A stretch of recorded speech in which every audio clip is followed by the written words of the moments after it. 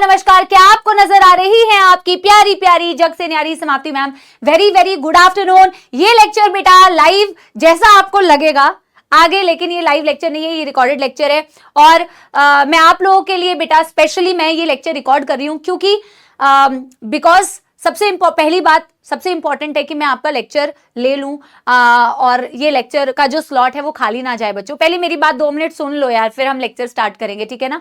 और दूसरी ये बात है बेटा, बहुत ही अर्जेंट फिजिक्स हम अपने टीम की वजह से पीडब्ल्यू के ही किसी अर्जेंट वर्क की वजह से बेटा मुझे आउट ऑफ स्टेशन जाना पड़ेगा, दिल्ली के बाहर जाना पड़ेगा, वो भी सेकंड हाफ में।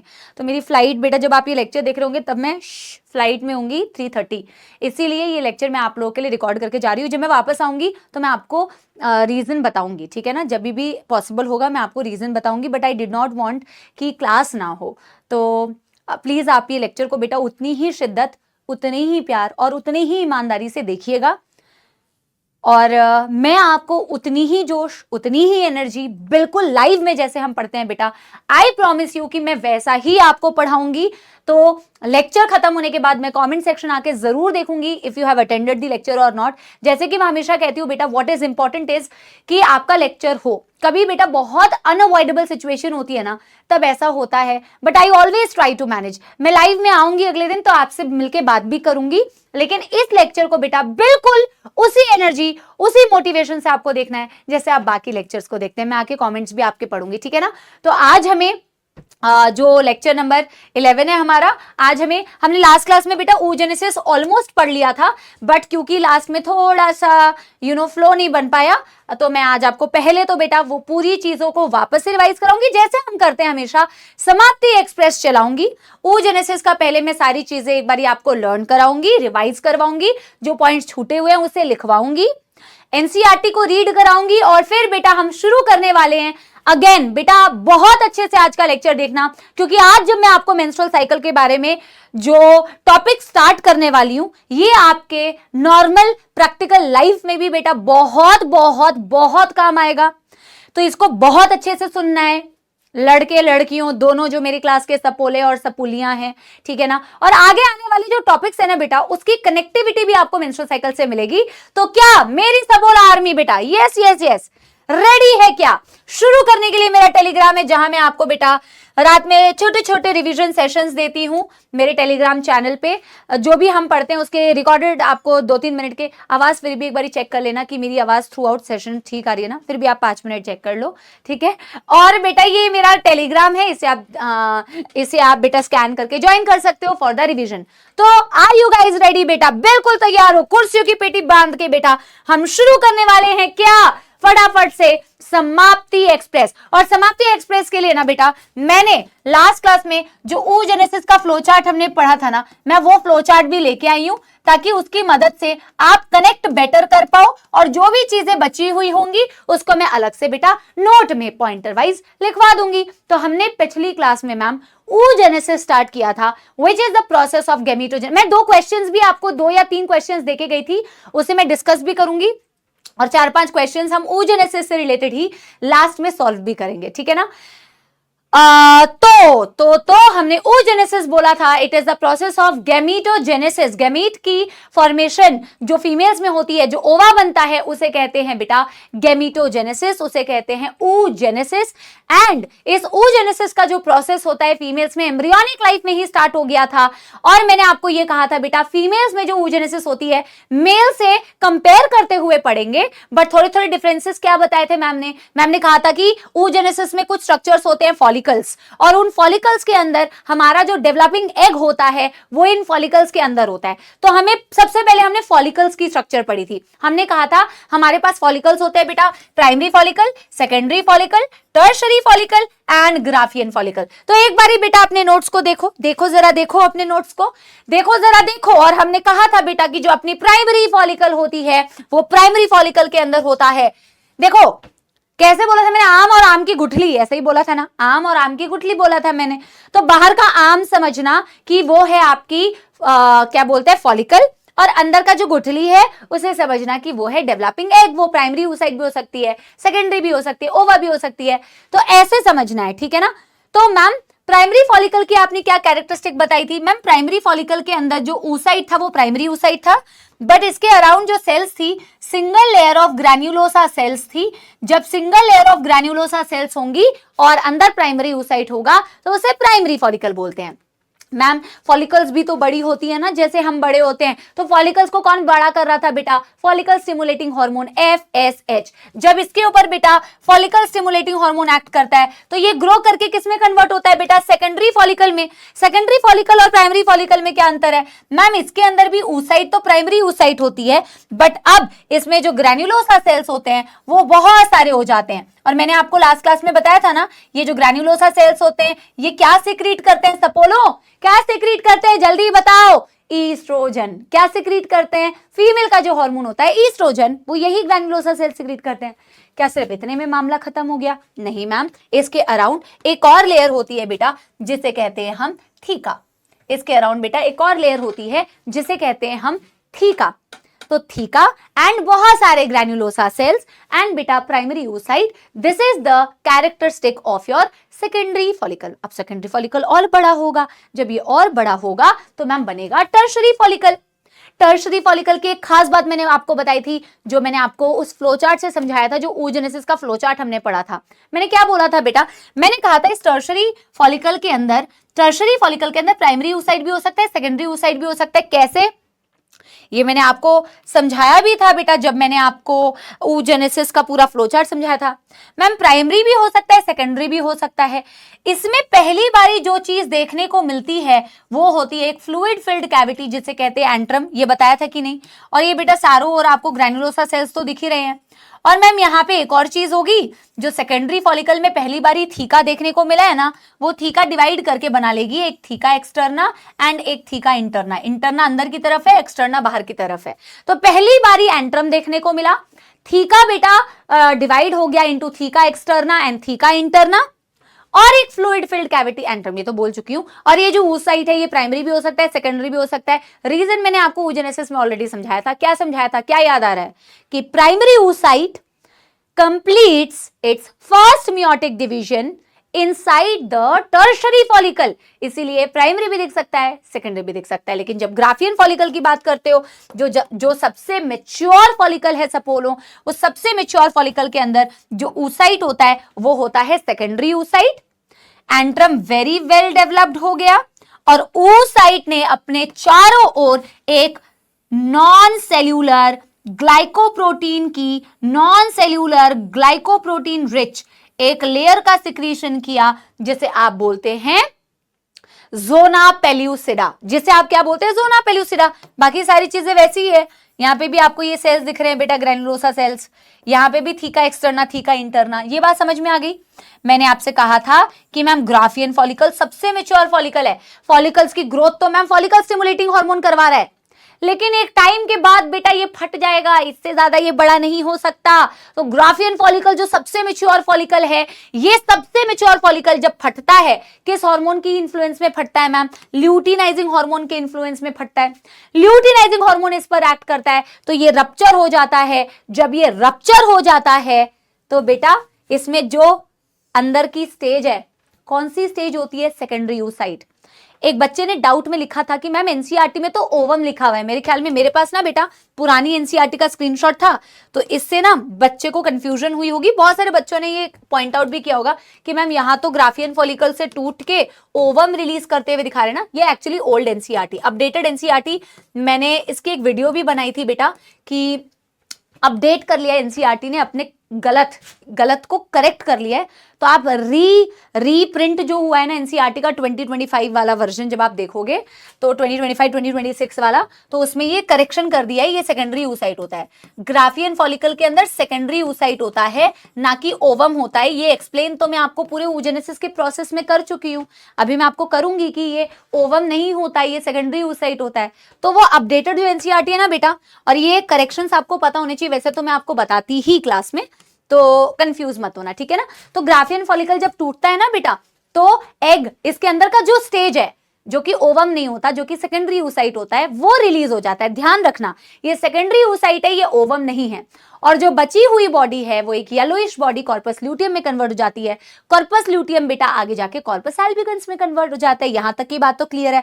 अब मैम oogenesis को फटाफट से रिवाइज करा दो, तो मैम oogenesis को रिवाइज करा देते हैं। ये वाला सब अपना अपना बेटा फ्लो चार्ट लेके आएंगे, क्योंकि अब आपका फाइनल रिवीजन हो रहा है और इसमें से जो भी बचे हुए पॉइंट्स है, इंपॉर्टेंट पॉइंट्स है, वो सारे मैं आपको लिखवाऊंगी, तो इसको अच्छे से रिवाइज करो। मैम स्पर्मेटोजेनेसिस तो सीधा सीधा फ्लो चार्ट था, कई बच्चों ने कहा, लेकिन मैम oogenesis ज्यादा इंटरेस्टिंग था, है ना, जब कमेंट्स मैंने आपके पढ़े। मैम एक तो टाइम पीरियड हमें देखना है, उस टाइम पीरियड में कौन से एग की बात कर रहे हैं और उस टाइम पीरियड में कौन से फॉलिकल की हम बात कर रहे हैं, इसको जरा बताओ। तो टाइम पीरियड में बेटा सबसे पहला टाइम पीरियड मैंने आपको बताया, क्योंकि oogenesis कब स्टार्ट हुई बेटा, एम्ब्रियोनिक लाइफ में, फीटल लाइफ में। तो फीटल लाइफ से लेके बर्थ, जब तक जन्म नहीं हुआ किसी फीमेल का, उसकी बॉडी में क्या क्या हो रहा है। मैंने लिखा है, सबसे पहले शुरुआत की है oogonia नाम के एक स्ट्रक्चर से, जिसकी प्लॉइडी 2n लिखी है। मेरे प्यारे सपोलो, आप यहीं पे लिख लो, 2n का मतलब यहां पे हो गया 40, अच्छा लिखा भी हुआ है वैसे तो, 44 प्लस XX। मेल्स में क्या होता है 44 प्लस XY। यहां पे oogonia से हमने शुरुआत की, और एक फीमेल की ओवरी के, एक ओवरी के अंदर बेटा couple of million oogonia present होते हैं, यानी कि around 2 million oogonia embryonic life में एक फीटस की ओवरी में मौजूद होते हैं बेटा। और जन्म के बाद कोई नई oogonia ऐड नहीं होती। और ये oogonia जो कि बेटा आपके 2 मिलियन है एक ओवरी के अंदर, इसकी प्लॉइडी 2n होती है 44 प्लस XX। और एक्चुअल में ये oogonia माइटोटिकली डिवाइड होती है, और किसमें कन्वर्ट हो जाती है बेटा, प्राइमरी oocyte में। ये सब किसमें कन्वर्ट हो जाती है oogonia कन्वर्ट हो जाती है प्राइमरी oocyte में। थोड़ा सा साइज बढ़ जाता है, जैसे आपने स्पर्मेटोगोनिया से प्राइमरी स्पर्मेटोसाइट बनाया, वैसे ही oogonia जब माइटोटिकली डिवाइड करती है, अल्टीमेटली किसमें कन्वर्ट हो जाती है, प्राइमरी oocyte, जिसकी प्लॉइडी कितनी है बेटा 2n। 2n का मतलब मैम यहां पे लिख लेते हैं 44 प्लस XX। ये कहां पे हो रही है बेटा सारी चीजें, एम्ब्रियोनिक लाइफ में। oogonia कैसे डिवाइड करती है, माइटोटिकली। किसमें कन्वर्ट होती है oogonia, प्राइमरी oocyte में। और ये प्राइमरी oocyte किस फॉलिकल के अंदर मौजूद है बेटा, प्राइमरी फॉलिकल के अंदर मौजूद है। किसके अंदर बेटा, अभी अभी हमने बनाया था ना, प्राइमरी फॉलिकल के अंदर प्राइमरी oocyte होती है। ये एम्ब्रियोनिक लाइफ में है मैम। एम्ब्रियोनिक लाइफ में ही जैसे बेटा प्राइमरी स्पर्मेटोसाइट, याद करो, मैं पूरा वापस से रिवाइज करा रही हूं, प्राइमरी स्पर्मेटोसाइट में मियोसिस 1 होता है, वैसे ही प्राइमरी oocyte में होता है मियोसिस 1। अंतर बस इतना है कि अपना जो स्पर्मेटोजेनेसिस वाला मियोसिस है वो कंटिन्यूड प्रोसेस होता है, वो रुकता नहीं है। लेकिन ये छुक छुक गाड़ी है, ये रुकती रुकती चलती चलती, रुकती रुकती चलती चलती है। इसमें मियोसिस 1 चालू हो जाती है कब बेटा, स्टेज टाइम देखो, एम्ब्रियोनिक लाइफ में ही चालू हो जाती है मियोसिस 1, बट कंप्लीट नहीं होती। जब कंप्लीट नहीं होती है तो अभी भी ये प्राइमरी oocyte ही है, जिसकी प्लॉइडी 2n ही है, यानी 44 प्लस XX। बस ये थोड़ी सी जिंदगी में आगे बढ़ चुकी है, ये मियोसिस 1 के प्रोफेज 1 में आके अटक गई है। अभी भी ये किस फॉलिकल के अंदर मौजूद है, प्राइमरी फॉलिकल के अंदर। बोलो हाँ या ना बेटा। और मैम हम जब पैदा हुए तो हम इसी प्राइमरी फॉलिकल के साथ में पैदा हुए, जिस प्राइमरी फॉलिकल के अंदर ये प्राइमरी oocyte था, जो प्रोफेज 1 ऑफ मियोसिस 1 में अटका हुआ था। बोलो हाँ कि ना। सारी चीजें रिवाइज हुई। जब हम पैदा हुए, प्राइमरी फॉलिकल जिसके अंदर प्राइमरी oocyte है, बट मियोसिस 1 प्रोफेज 1 में अटका पड़ा है, तो हम इसके साथ पैदा हो गए बेटा। अब बर्थ से लेके प्यूबर्टी तक, चाइल्डहुड में यानी क्या क्या हुआ, क्या क्या हुआ, आप पैदा हुए इसी प्राइमरी oocyte के साथ में, जो कि प्रोफेज 1 मियोसिस 1 में। बेटा बहुत आराम आराम से बता रही हूं, अब नाटक मत करना। अब बेटा सारी चीजें आपको अच्छे से रिवाइज करनी है। आई होप कि तुम ऐसे करके आए होगे। ये वही है बेटा 44 प्लस XX वाली, जो अटकी हुई है प्रोफेज 1 ऑफ मियोसिस 1 में, जो प्रेजेंट है आपके प्राइमरी फॉलिकल के अंदर। मैम चाइल्डहुड में यानी कि हमारी प्यूबर्टी जब तक नहीं आई तब तक कुछ हुआ क्या इसमें, आगे इसकी गाड़ी आगे बढ़ी क्या? बेटा गाड़ी तो आगे नहीं बढ़ी, बल्कि जो प्राइमरी फॉलिकल के साथ तुम पैदा हुए थे ना, प्यूबर्टी तक आते आते फॉलिकल्स की ग्रोथ तो हुई नहीं, क्योंकि आपके पास GnRH उतना लेवल ऑफ हॉर्मोन्स था ही नहीं। तो मैम ये प्राइमरी फॉलिकल जो कई सारे आपके हुए होंगे जब आप पैदा हुए थे, अब इनकी डेथ होना चालू हो जाती है। पूरे चाइल्डहुड में सिर्फ एक ही चीज हुई, फॉलिक्यूलर एट्रेशिया, डेथ ऑफ फॉलिकल्स। और जब तक आप प्यूबर्टी तक पहुंचे, ये बहुत इंपॉर्टेंट डेटा है, सिर्फ 60,000 से 80,000 ही प्राइमरी फॉलिकल बचे हुए हैं। इन ईच ओवरी, ध्यान रखना है सपोलो, इन ईच ओवरी। 60,000 से 80,000 primary follicle left in each ovary, बाकी की डेथ। अब आएगा बेटा, अब गाड़ी आगे बढ़ेगी जब प्यूबर्टी आएगी। प्यूबर्टी से लेके मेनोपॉज जब तक नहीं हो जाता तब तक क्या चल रहा है, सुपर इंटरेस्टिंग। आज आप इसे मेंस्ट्रुअल साइकिल से रिलेट करोगे तो आपको लगेगा हाँ मैम सही बोल रहे थे कि ग्राफियन फॉलिकल से सेकेंडरी oocyte रिलीज होता है। अब आज समझोगे इस चीज को। जैसे प्यूबर्टी आई ना मैम, प्यूबर्टी में गोनाडोट्रोफिन रिलीजिंग हार्मोन बढ़े मैम, और गोनाडोट्रोफिन रिलीजिंग हार्मोन बढ़े मतलब FSH-LH पड़ा। अब क्या होगा मैम, देखो अभी तक बेटा गाड़ी अटकी पड़ी थी, आपके प्राइमरी oocytes में मियोसिस 1 चालू हो गई थी एम्ब्रियोनिक लाइफ में, वो प्रोफेज 1 मियोसिस 1 में अटकी थी, आप पैदा हुए, वो प्रोफेज 1 मियोसिस 1 में अटकी रही। किसके अंदर अटकी रही बेटा, प्राइमरी फॉलिकल के अंदर अटकी रही, ठीक है ना, प्राइमरी फॉलिकल के अंदर प्रोफेज 1 ऑफ मियोसिस 1 में अटकी रही, पूरे प्यूबर्टी से लेके चाइल्डहुड में वो अटकी ही रही, बल्कि सिर्फ प्राइमरी फॉलिकल की डेथ हुई। जब प्यूबर्टी आई तो क्या हुआ, प्यूबर्टी आई तो ये हार्मोन्स बढ़े, तो सबसे पहले फॉलिकल्स की ग्रोथ दिख रही है। अब प्राइमरी फॉलिकल कह रहा है अब मैं बड़ा हो जाऊंगा क्योंकि FSH आ गया है, ये प्राइमरी से सेकेंडरी बना, सेकेंडरी से टर्शरी बना, और इसी टर्शरी फॉलिकल के अंदर आपके प्राइमरी oocyte जो कि प्रोफेज 1 ऑफ मियोसिस 1 में अटका हुआ था, इसने अपना मियोसिस 1 कंप्लीट किया, और इसी टर्शरी फॉलिकल के अंदर तभी तो बेटा प्राइमरी oocyte भी दिखा। और जब इसने अपना मियोसिस 1 कंप्लीट किया, जो कि एक अनइक्वल साइटोप्लाज्मिक डिवीजन होता है, आप यूजुअली स्पर्मेटोजेनेसिस में तो इक्वल साइटोप्लाज्मिक डिवीजन करते हैं, 2 सेकेंडरी स्पर्मेटोसाइट बनते थे, बट यहां अनइक्वल डिवीजन होता है, और ये दोनों सेकेंडरी oocyte नहीं कहलाते। जो लार्ज हैप्लॉइड स्ट्रक्चर बनता है उसे सेकेंडरी oocyte बोलते हो, और जो छोटी सी एक स्ट्रक्चर बनती है उसे फर्स्ट पोलर बॉडी बोलते हो। ये हैप्लॉइड है क्योंकि मियोसिस 1 कंप्लीट हो गया, मियोसिस 1 रिडक्शनल डिवीजन था। ये हो जाएगा बेटा 22+X, और ये भी हो जाएगा बेटा 22+X। अनइक्वल साइटोप्लाज्मिक डिवीजन क्यों हुआ था, मैंने आपको बताया था कि ज्यादा से ज्यादा साइटोप्लाज्म हमें oocyte में रखना है जो आगे जाके ओवम बनाएगी, क्योंकि स्पर्म के पास बेटा साइटोप्लाज्म नहीं था, तो आगे जब जाइगोट बनेगा उसमें साइटोप्लाज्म चाहिए, अब किसी एक के पास तो होना चाहिए, तो इसीलिए हम ऐसे डिवाइड करते हैं, ठीक है ना। इसको आज हम लिख भी लेंगे पॉइंट में, ठीक है।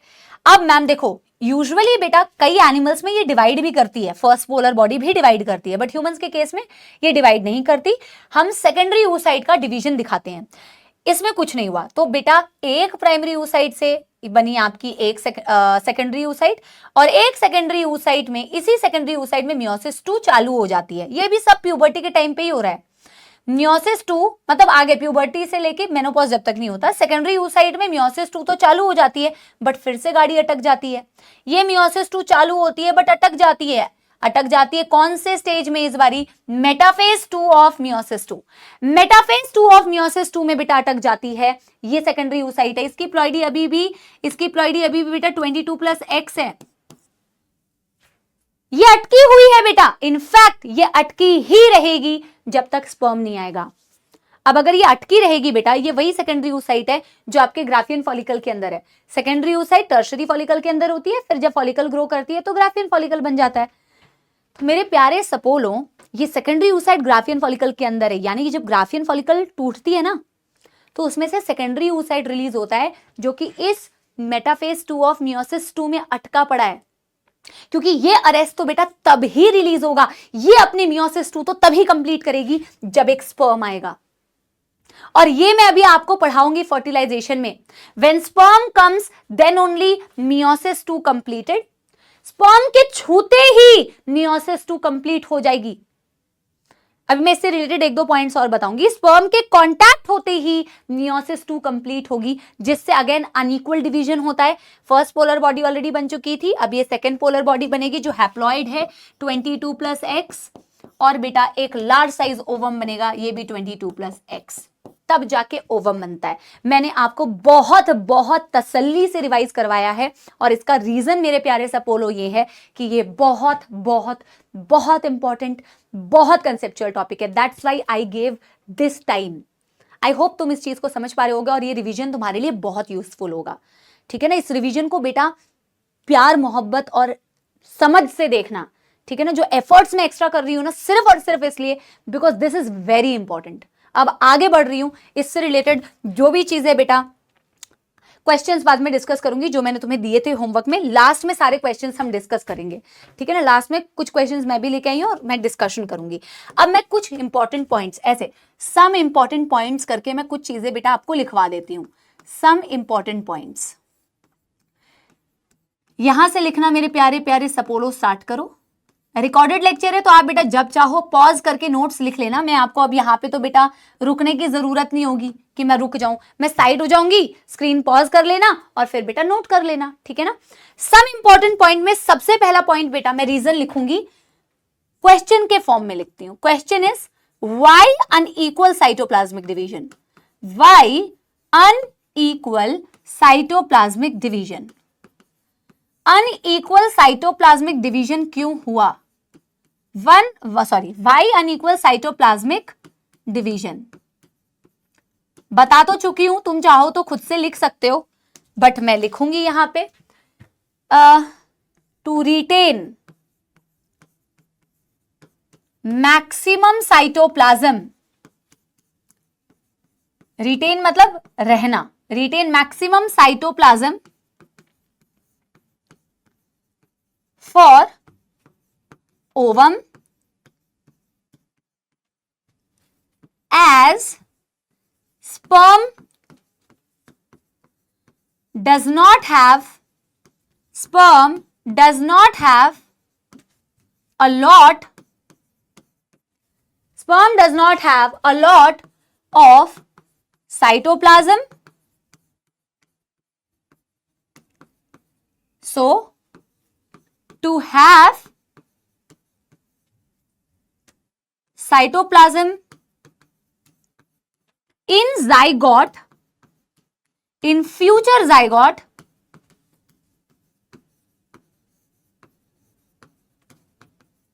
this happens। समझ में आ गई होगी बेटा बात। जाइगोट में ज्यादा से ज्यादा साइटोप्लाज्म आ पाए, अब जाइगोट तो बनेगा ही ओवम और स्पर्म के फ्यूजन से। अब अगर ओवम के अंदर भी साइटोप्लाज्म नहीं रहेगा तो भैया हवा से तो नहीं आएगा मेरे प्यारे सपोलो, ठीक है ना। बुद्धि में थोड़ा सा बेटा तुम खुद लगा के भी ये देख सकते हो। अब मैम दूसरी बात बताओ, अब जो मैं तुम्हें चीज बताने वाली हूं ना, इसको स्टार मार्क, वैसे तो सारी चीजें स्टार मार्क वाली है क्योंकि बड़ी कंसेप्चुअल है। ये नीट में आया हुआ सवाल है, 2019 या 18 में पूछा गया था, ठीक है। आपको पता है ये जो मैं बोल रही हूं, जब ग्राफियन फॉलिकल टूटेगा तो ग्राफियन फॉलिकल से सेकेंडरी oocyte रिलीज होता है, जो कि मियोसिस 2 ऑफ मेटाफेज 2 में अटका हुआ होता है। ये पॉइंट तो मैं लिखाऊंगी ही। अब मैंने तुम्हें ये कहा कि जब एक स्पर्म आता है ना बेटा, तो वह स्पर्म के कांटेक्ट होते ही, क्या बोला मैम ने, ये जो सेकेंडरी oocyte अटकी पड़ी थी बेटा मियोसिस 2 मेटाफेज 2 में, स्पर्म के छूते ही अरे यार छूते ही ये अपना मियोसिस 2 कंप्लीट करती है। अभी फर्टिलाइजेशन नहीं हुई, सिर्फ कांटेक्ट हुआ है। ये बहुत इंपॉर्टेंट क्वेश्चन आया था। फर्टिलाइजेशन सेकेंडरी oocyte से थोड़ी होती है। अरे मेरे सपोले समझ इस चीज को, देखो मैं डायग्राम के थ्रू बताती हूं, ये बहुत इंपॉर्टेंट कंसेप्ट है, मजा आएगा तुम्हें सुन के। देखो सबसे पहला तो पॉइंट मैं लिखूंगी, ग्राफियन फॉलिकल रप्चर्स मतलब टूटती है, ruptures to release secondary oocyte। पहली बात तो ये कि जब ये टूटती है सेकेंडरी oocyte, जो कि अरेस्टेड वाली है, अरेस्टेड इन मियोसिस 2 मेटाफेज 2। अब जो मैं पॉइंट बता रही हूं वो क्या है, वो डायग्राम के थ्रू समझाऊंगी। इसको भी अगेन बेटा स्टार मार्क। क्या लिखेंगे इसके बारे में कि meiosis 2 of secondary oocyte completes upon contact with sperm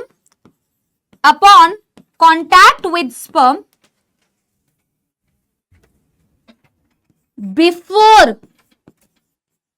completion of fertilisation. आधे लोगों को ना सिर्फ लिखने से समझ नहीं आता है, अब तो बेटा आदत भी पड़ चुकी है। मैम एक एक चीज का ड्राइंग बनाएंगी, फिर मैम एक एक चीज को वैसे बताएंगी, तो मैं ड्राइंग बना के ही बताऊंगी, ठीक है ना। देखो मैंने क्या लिखा है, और ये क्या तगड़ी चीज है बेटा, क्या तगड़ा कॉन्सेप्ट है। देखो ये आपकी सेकेंडरी oocyte है, ये सेकेंडरी oocyte का न्यूक्लियस है मान ले। मैंने कहा ये जो सेकेंडरी oocyte है बेटा, ये अरेस्टेड वाली है। मियोसिस 2 में, मेटाफेज 2 में ये अरेस्टेड है बेचारी। अब मैं कह रही हूं जैसे ही स्पर्म इसको कांटेक्ट करेगा, ये स्पर्म है हमारा, स्पर्म ने इसको छुआ, स्पर्म ने इसको छुआ, तो स्पर्म ने इसको जब छुआ तो पता है oocyte ने क्या कहा कि छू कर मेरे मन को किया तूने क्या इशारा। ऐसा नहीं कहा बेटा, ऐसा तो मैं कह रही हूं। इसने क्या कहा पहले समझो। फर्टिलाइजेशन किसकी होती है बेटा, फर्टिलाइजेशन स्पर्म और ओवम की होती है। मैं बहुत इंपॉर्टेंट कॉन्सेप्ट बता रही हूं। फर्टिलाइजेशन किसकी होती है, स्पर्म और ओवम की होती है, oocyte की थोड़ी होती है। क्या oocyte के साथ में फर्टिलाइजेशन करा दोगे, नहीं ना। तो लाइन को पढ़ो, क्या लिखा है, meiosis 2 of secondary oocyte completes upon contact of sperm before completion of fertilization। अभी फर्टिलाइजेशन नहीं हुई है, फर्टिलाइजेशन से पहले मियोसिस 1 कंप्लीट होता है। यस, जब मियोसिस 1 कंप्लीट होता है, अब देखो पहले क्या होगा, सॉरी मियोसिस 1 नहीं, मियोसिस 2, मियोसिस 2 कंप्लीटेड, पहले मियोसिस 2 कंप्लीट होगी। जब मियोसिस 2 कंप्लीट होगी सपोले, तो देख क्या बनेगा, तब बनेगा ऐसा एक स्ट्रक्चर, ऐसा एक स्ट्रक्चर बनेगा, एक लार्ज बेटा, एक लार्ज बेटा क्या बनेगी, और साइड में ऐसी एक छोटी सी होती है एक, और एक ऐसे होती है, देख तो बनेगा एक सेकेंड पोलर बॉडी। ये जो छोटा सा दिख रहा है ना, ये सेकेंड पोलर बॉडी। अब जो बना, ये क्या बना बेटा, ओवम। स्पर्म कहां है, स्पर्म अभी भी यहां है। अब बेटा क्या होगी, अब एक्चुअल में फर्टिलाइजेशन होगी, और ये मैं फर्टिलाइजेशन में भी पढ़ाऊंगी तुम्हें। ये तो बस एक पॉइंट इंपॉर्टेंट मुझे यहां पे लिखवाना था ताकि तुम्हें कंफ्यूजन ना हो, और ये वाला पॉइंट मैं तुम्हें बताऊंगी आगे। ये बहुत बहुत इंपॉर्टेंट पॉइंट है कि जब स्पर्म सेकेंडरी oocyte को छूता है ना, तो पहले तो ये 2 पार्ट्स में डिवाइड होती है। अभी फर्टिलाइजेशन नहीं हुई, पहले तो ओवम बनता है और सेकेंड पोलर बॉडी बनती है, तब जाके अब इस ओवम से ये स्पर्म का न्यूक्लियस और ओवम का न्यूक्लियस फ्यूज करेगा, तो फर्टिलाइजेशन होगी। मुझे ये कमेंट्स में आपको बताना है कि आपको ये कॉन्सेप्ट समझ में आया या नहीं। और ये क्या बढ़िया कॉन्सेप्ट था। बिफोर कंप्लीशन ऑफ फर्टिलाइजेशन, अभी फर्टिलाइजेशन कंप्लीट नहीं हुई, before completion of fertilisation secondary oocyte completes its meiosis 2। अब बेटा ओवम बन चुका है। अब जब ओवम बना है तभी तो बेटा ओवम का न्यूक्लियाई और स्पर्म का न्यूक्लियाई फ्यूज करेगा। समझ आया आप लोगों को? यस, समझ आया आप लोगों को? ये सेम कॉन्सेप्ट बेटा मैं आगे भी तुम्हें पढ़ाऊंगी जब मैं फर्टिलाइजेशन पढ़ाऊंगी, बट अभी मैंने आपको इतने अच्छी तरीके से बता दिया। आई होप तुम्हें समझ में आ गया। डन डन आडन डन हो गया मेरे प्यारे सपोलो। इसको पॉज करके बेटा एक बारी नोट कर लेना, इसे पॉज करके एक बारी नोट कर लेना। अब मैम इसके अलावा कौन से इंपॉर्टेंट पॉइंट्स आपको बताने हैं? इसके अलावा बेटा कुछ इंपॉर्टेंट पॉइंट्स जो मेरे को आपको बताने हैं वो है स्पर्मेटोजेनेसिस और oogenesis को अगर हम कंपेयर करें तो दोनों के कंपैरिजन में क्या क्या डिफरेंसेस हैं उसको कंपैरेटिव फॉर्म में भी लिख लेते हैं।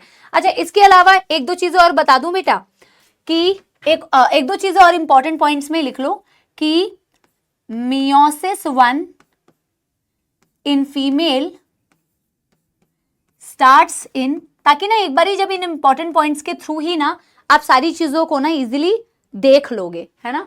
Meiosis 1 starts in embryonic life,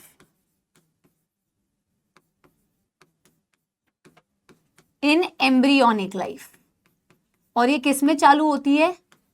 in primary oocyte, in primary oocyte। ठीक है, अब फिर लिखेंगे meiosis 1 arrested in prophase 1 in embryonic life, तो embryonic life के लिए ऐसे लगा लो, और ये भी क्या होता है, in primary oocyte, same arrest हो जाती है। meiosis 1 arrest रिलीज्ड, कब रिलीज होती है बेटा, अरेस्ट कब रिलीज होती है, कब रिलीज होती है, एट प्यूबरिटी, ये भी ध्यान रखना है, एट प्यूबरिटी। और एक इंपॉर्टेंट पॉइंट क्या लिखना है, meiosis 2 चालू किस में होती है, starts, meiosis 2 starts in secondary oocyte, और ये क्या हो जाती है, arrest, arrested in meiosis 2 metaphase 2, meiosis 2 metaphase 2। और अरेस्ट कब रिलीज हुई, ये तो अपॉन कांटेक्ट में हमने लिख चुके हैं। तो ये ऐसे कुछ पॉइंटर्स होते हैं जिसको आप लास्ट मोमेंट पे ऐसे देख के चले जाओगे ना, वैसे तो सारे फ्लो चार्ट से तुम्हें समझ में आ गया होगा, बट ये कुछ ऐसे पॉइंटर्स है जिसको एक बार ऐसे देख लोगे ना बेटा, तो सारी चीजें तुम्हें याद आ जाएंगी। अब एक छोटा सा टेबल बनाओ, क्या ये टेबल के पॉइंट्स तुम्हें ऑलरेडी लिखे नहीं हुए हैं बेटा, लिखे हुए हैं, बट फिर भी जब तुम्हें ये चीजें ना, ये वही है, एग्जाम में जाने से पहले कुछ ऐसे चीजें होती है बेटा जो अगर एक जगह पे तुम्हें मिल जाए ना, तो तुम्हें ज्यादा इजी होता है उसे रिवाइज करना।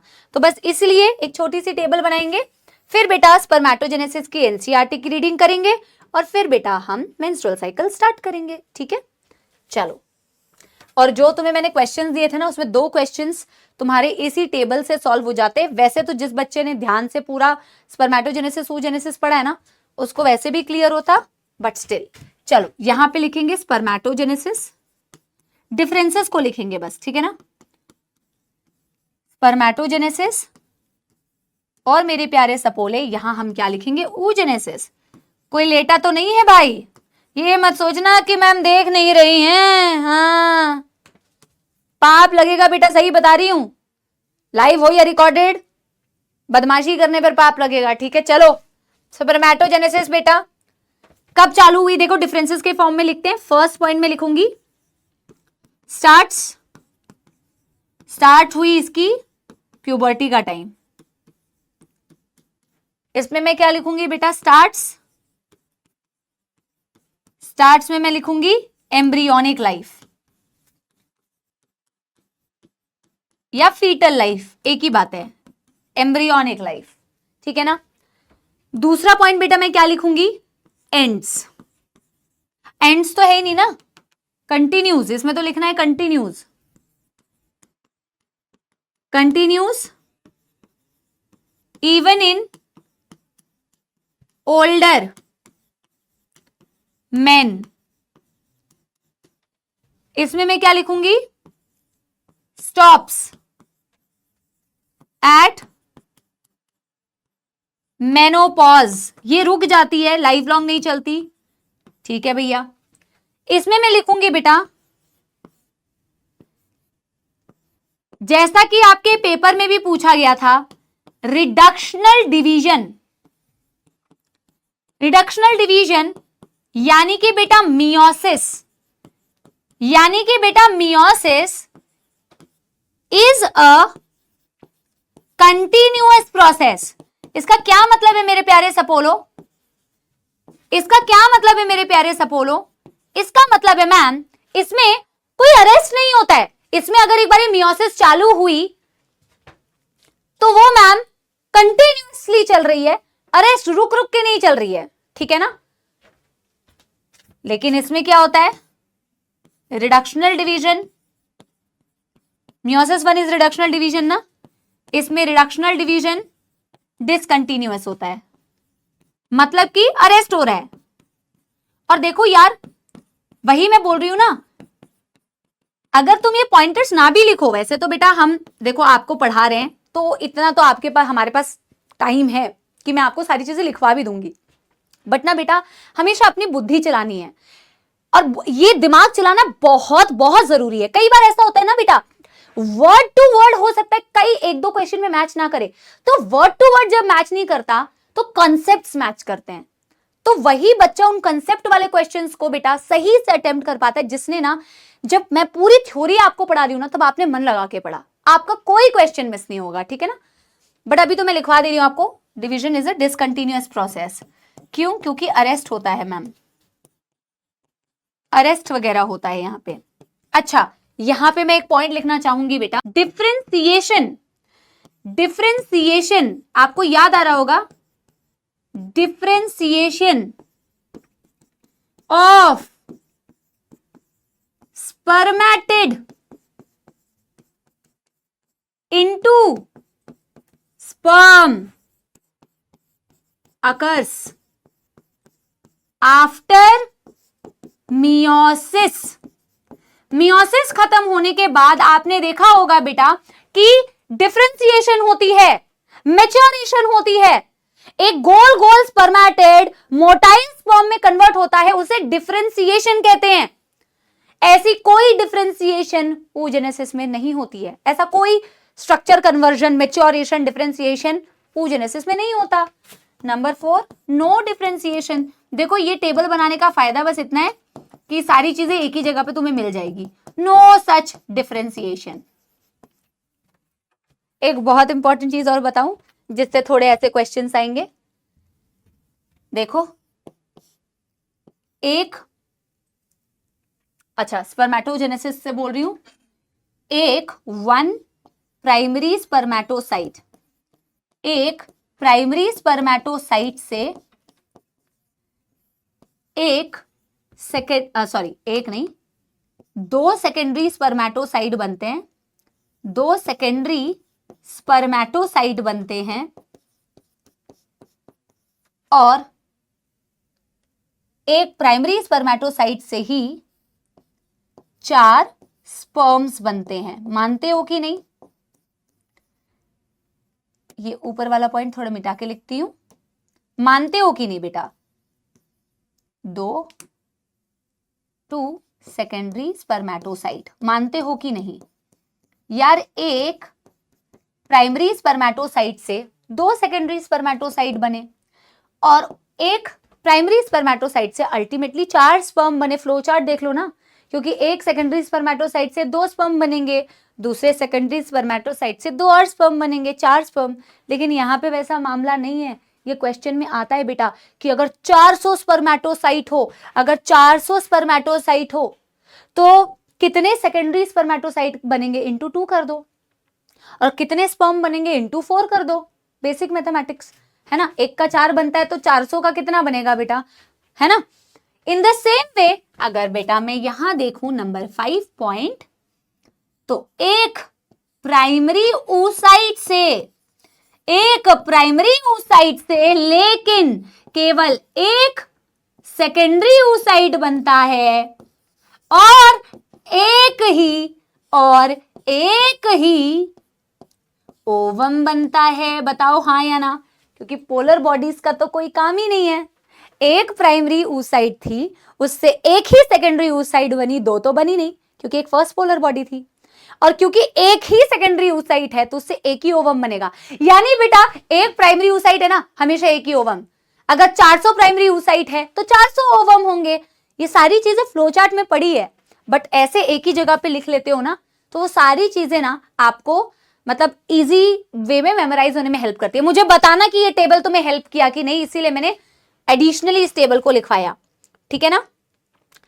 और बाकी एक पॉइंट और ऐड करना है तो उसकी मेरे पास जगह नहीं बची है, तो मैं क्या करूंगी, इस टेबल को थोड़ा सा बड़ा तो करने की कोशिश करती हूँ, ठीक है ना, थोड़ा सा बड़ा करने की कोशिश करती हूँ, बट मुझे लग रहा है कहीं मुझे नेक्स्ट पेज में ना जाना पड़े। हाँ, आई थिंक इतने में हो जाएगा।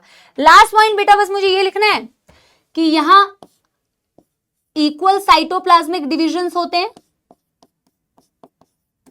यहां अनइक्वल साइटोप्लाज्मिक डिविजन्स होते हैं, दैट्स ऑल।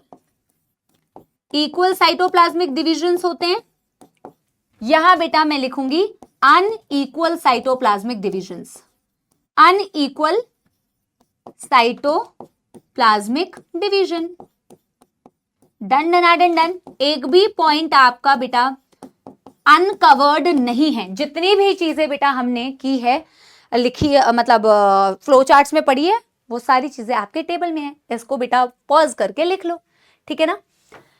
प्यूबर्टी में चालू हुआ, एम्ब्रियोनिक लाइफ में, बूढ़े में भी कंटिन्यू बेटा, बुढ़ापे में भी कंटिन्यू, बट मेनोपॉज में रुक गया। Reductional meiosis division continuous process है, यहां बार बार अरेस्ट होता रहता है। यहां लास्ट में डिफरेंशिएशन होती है गैमीट्स की, स्पर्मेटिड का स्पर्म में डिफरेंशिएशन होता है, मैच्योरेशन होता है, ऐसा डिफरेंशिएशन वहां पे होता नहीं है। यहां इक्वल साइटोप्लाज्मिक डिवीजन है, वहां अनइक्वल साइटोप्लाज्मिक डिवीजन है। एक प्राइमरी स्पर्मेटोसाइट से 2 सेकेंडरी स्पर्मेटोसाइट बनते हैं और 2 सेकेंडरी स्पर्मेटोसाइट से अल्टीमेटली 4 स्पर्म्स बने, यानी कि एक प्राइमरी स्पर्मेटोसाइट से 4 स्पर्म्स बनते हैं। बट यहां पे मैम एक प्राइमरी oocyte मतलब एक सेकेंडरी oocyte मतलब एक ही ओवम। डन हो गया होगा आप लोगों का। अब मैं क्या करवाऊंगी, सबसे पहले आपको एनसीईआरटी ग्रेडिंग बेटा, ताकि आपको ये फील हो अब इसमें टाइम पास नहीं करना है, एक एक चीजों को बेटा देखना है। और फिर हम थोड़ा सा, आज बहुत ज्यादा मेंस्ट्रुअल साइकिल स्टार्ट नहीं हो पाएगा, क्योंकि मैं आपको कुछ कुछ फ्लो चार्ट्स बताऊंगी, मेंस्ट्रुअल साइकिल का जो बेसिक्स है आज मैं वो आपको क्लियर करके जाऊंगी। और अच्छी बात है कि उसको हम लाइव क्लास में कंटिन्यू कर सकते हैं। एक तो वो बहुत इंटरेस्टिंग टॉपिक है बेटा, बहुत इंटरेस्टिंग, बहुत कंसेप्चुअल टॉपिक है, तो जितना हम कर पाएंगे आज कवर, उतनी चीजें हम कवर कर लेंगे, बाकी हम अगली क्लास के लिए कर लेंगे, ठीक है। पहले इसको एक बार ध्यान से देखो, ठीक है ना। The process of formation of a mature gamete, the process of formation of a mature gamete is called as oogenesis, which is markedly different from the spermatogenesis। और इसी डिफरेंस से लगातार 2 साल 2024 2025 में क्वेश्चंस आए हैं। oogenesis is initiated during the embryonic development stage when a couple of million gamete mother cell oogonia जहां से चालू हुआ are formed in each fetal ovary, embryonic life में ही, and no more oogonia are formed or added after birth। जितने बन गए embryonic life में उतने बन गए, उसके बाद कोई इसके beyond add नहीं होगा।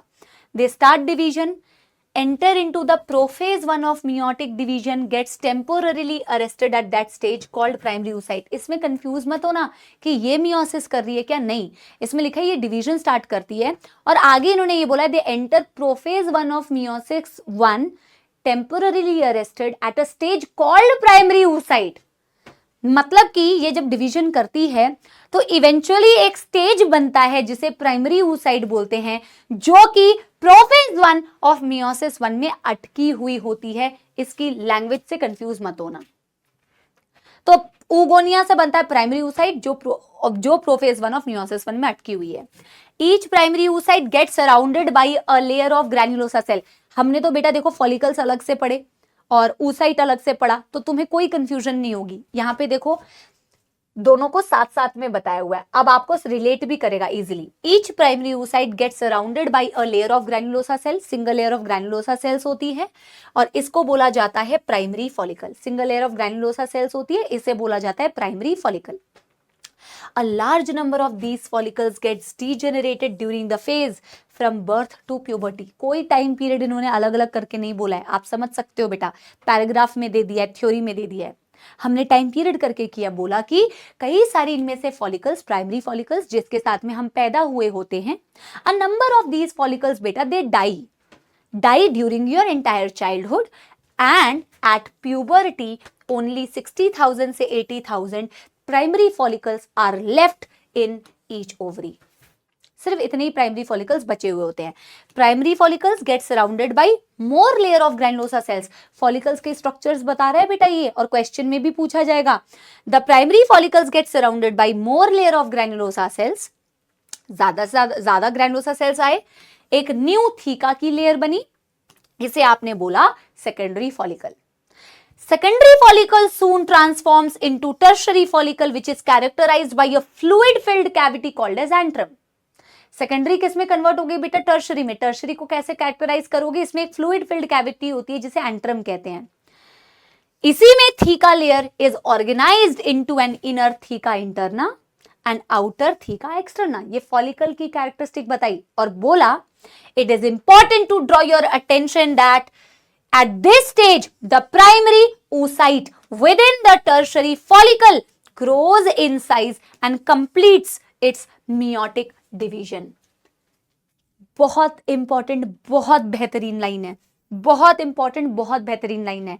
इन्होंने कहा कि यही वो स्टेज होता है जिस स्टेज में, जिस फॉलिकल के अंदर प्राइमरी oocyte अपना मियोसिस 1 कंप्लीट करती है, जो एम्ब्रियोनिक लाइफ में अरेस्टेड था। और क्या कहती है? It is an unequal division resulting in the formation of a large haploid secondary oocyte and the first polar body. बड़ा सेकेंडरी oocyte और छोटी पोलर बॉडी।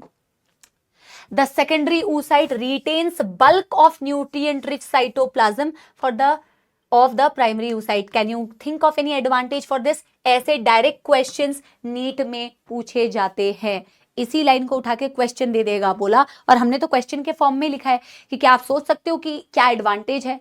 तो ये जो न्यूट्रिएंट रिच साइटोप्लाज्म है, ये जाइगोट में भी चाहिए ये साइटोप्लाज्म, स्पर्म के पास तो है नहीं। यही रीजन है कि अनइक्वल साइटोप्लाज्म डिवीजन होता है। Does the first polar body formed out of first meiotic division divide further और degenerate? At present we are not very certain about this. तो एनसीईआरटी की लाइन के अकॉर्डिंग बेटा एनसीईआरटी कहती है हमें अभी नहीं पता है कि ये डिजेनरेट करती है या फर्दर डिवाइड करती है। कई एनिमल्स में डिवाइड भी करती है, ठीक है ना। The tertiary follicle further changes into the mature follicle, जिसे ग्राफियन फॉलिकल कहते हैं बेटा। The secondary oocyte forms a new membrane called zona pellucida surrounding it. ये ग्राफियन फॉलिकल की कैरेक्टरिस्टिक है। और देखो एनसीईआरटी की क्या खूबसूरत लाइन है, ये पुरानी है, ठीक है ना, ये पुरानी वाली में जिसमें लिखा है Graafian follicle now ruptures to release secondary oocyte। Actual में सेकेंडरी oocyte करेक्ट है।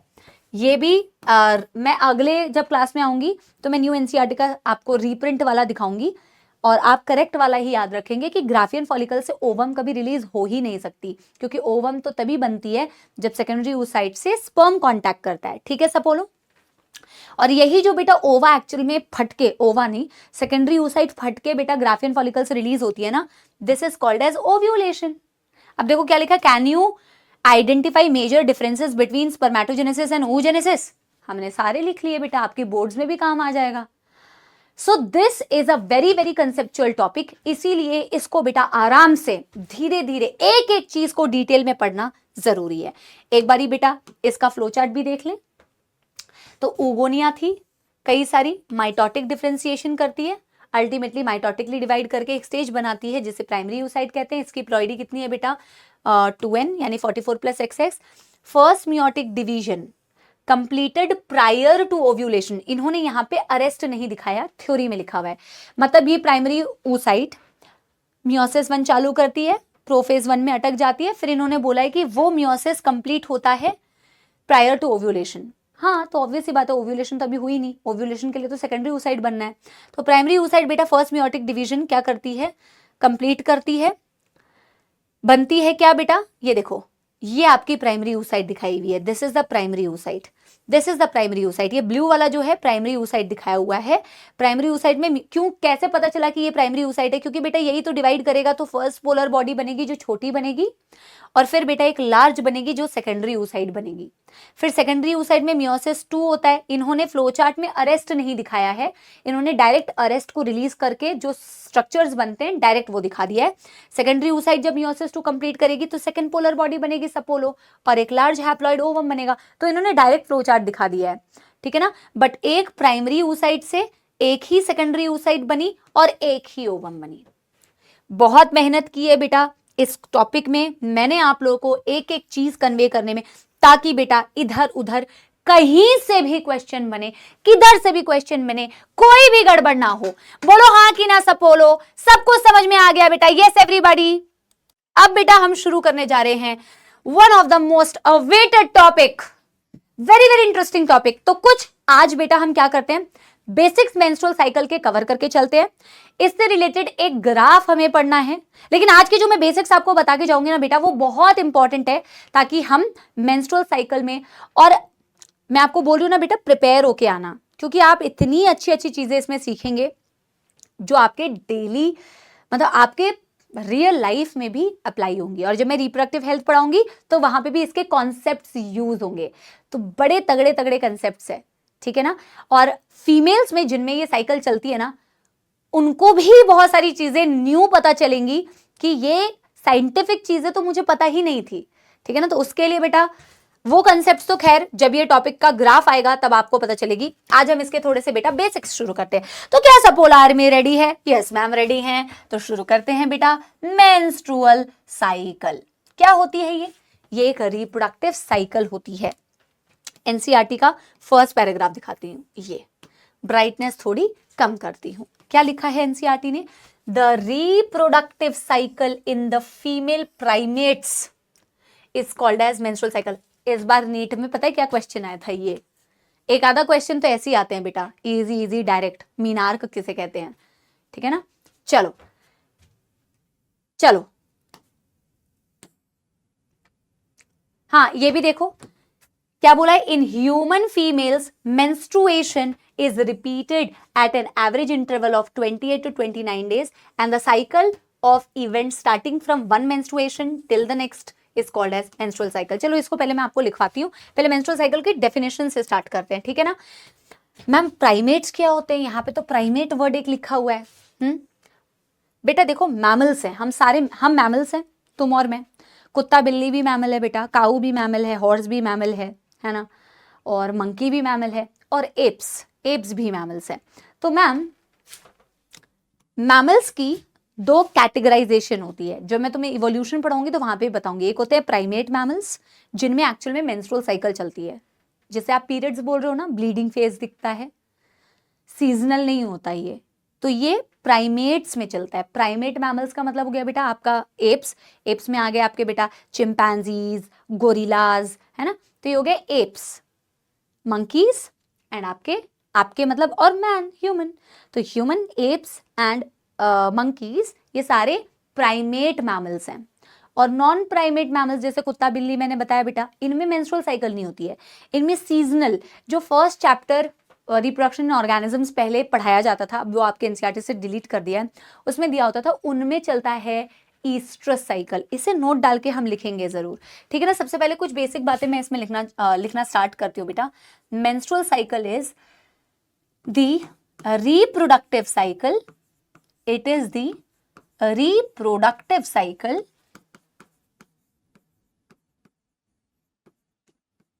that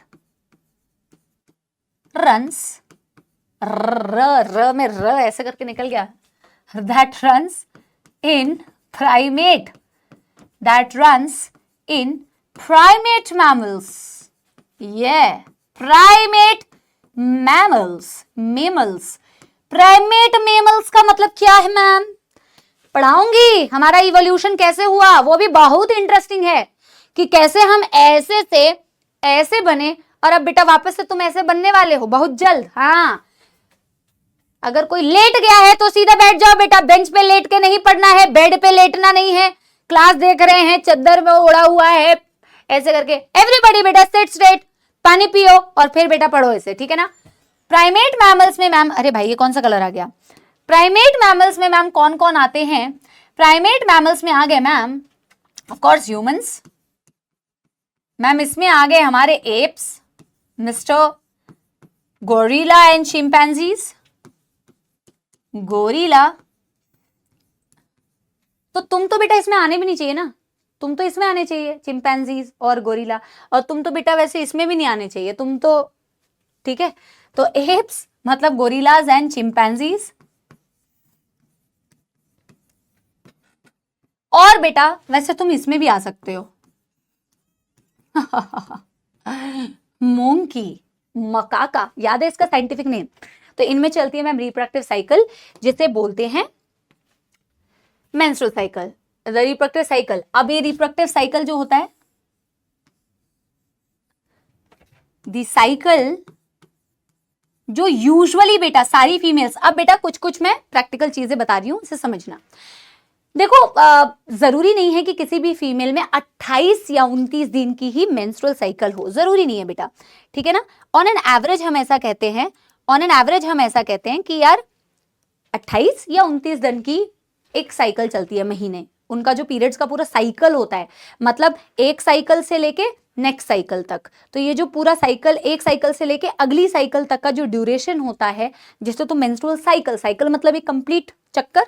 तो ये जरूरी नहीं है कि हर फीमेल में 28 दिन की साइकिल हो, किसी में बेटा 26 की भी हो सकती है, 24 की भी हो सकती है, 32 की भी हो सकती है, 34 की भी हो सकती है, इट वेरीज। बट हम जो स्टैंडर्ड मान के जब हमें कैलकुलेशंस कुछ करनी है, जब हमें कुछ डेटा निकालना है, तो हमें एक standard day number of days fix करने पड़ेंगे। उस स्टैंडर्ड नंबर ऑफ डेज से हम सारी चीजें आपको समझाएंगे, और फिर स्टैंडर्ड नंबर ऑफ डेज से ही आप किसी पे भी वो चीज अप्लाई कर सकते हो, चाहे 34 दिन की साइकिल हो, किसी की बेटा 20 दिन की तो नहीं, 22 दिन की साइकिल हो, 26 दिन की साइकिल हो, है ना। तो आजकल तो बेटा बहुत सारी मेंस्ट्रुअल साइकिल से रिलेटेड भी प्रॉब्लम्स आती है, hormonal problem, stress, diet and everything, जिससे ना ये साइकिल फीमेल में फिक्स नहीं होती। हालांकि फिक्स होनी चाहिए, बहुत ज्यादा बदलाव नहीं होना चाहिए। अगर 28 की है तो 2-4 दिन ऊपर नीचे होना चाहिए, बहुत ज्यादा वेरी नहीं करना चाहिए। बट पीसीओएस, पीसीओडी, अभी आपको नहीं पता है तो मैं पीसीओडी पीसीओएस पे नहीं जा रही हूं, इस पे मैं किसी दिन एक वीडियो बनाऊंगी। अभी मैं आपसे क्या कह रही हूं कि रिप्रोडक्टिव साइकिल प्राइमेट फीमेल्स में जो होती है, प्राइमेट मैमल्स में जो होती है, प्राइमेट का मतलब बेटा ह्यूमंस, एप्स, चिंपैंजीज, मंकी, इन सब में जो साइकिल चलती है इसे हम मेंस्ट्रुअल साइकिल कहते हैं। And menstrual cycle the cycle that usually is of 28 or 29 days,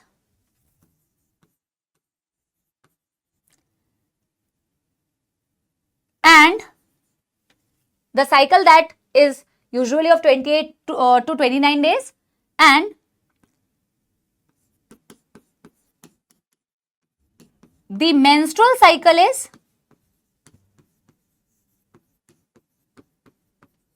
the complete cycle starting from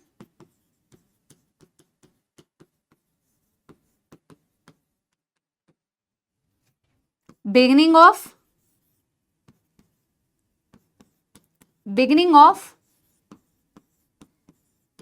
one cycle to the beginning of next cycle.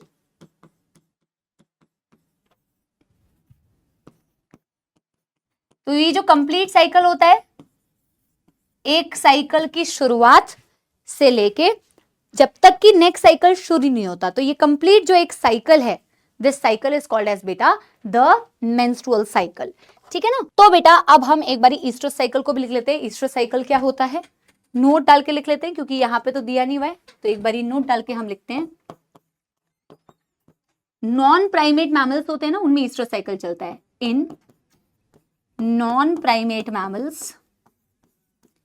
in non-primate mammals, जैसे कि बेटा कौन, कैट, डॉग,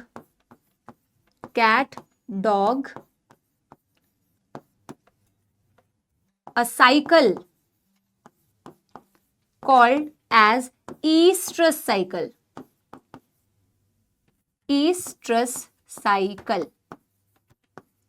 जिसे heat period भी कहते हैं बेटा। Detail में भी जाने की जरूरत नहीं है, बट एटलीस्ट 1-2 पॉइंट्स तो बेटा पता होने चाहिए, क्योंकि प्राइमेट्स का दिया हुआ है तो नॉन प्राइमेट्स का भी हम लिख लेते हैं। हीट पीरियड रन्स,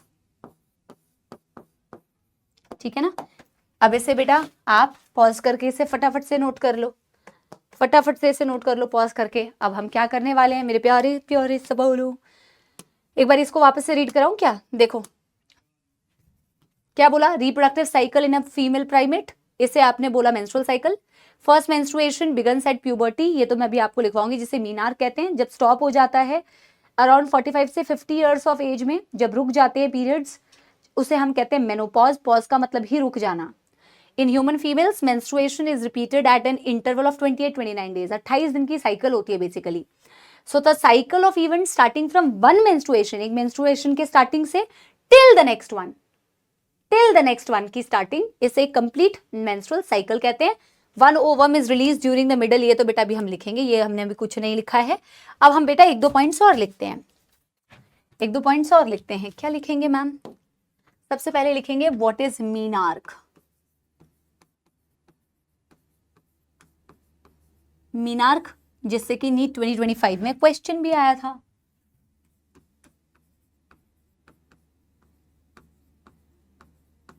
और इजी है, the starting of the starting of menstrual cycle, the starting of menstrual cycle that occurs in puberty, that occurs in puberty.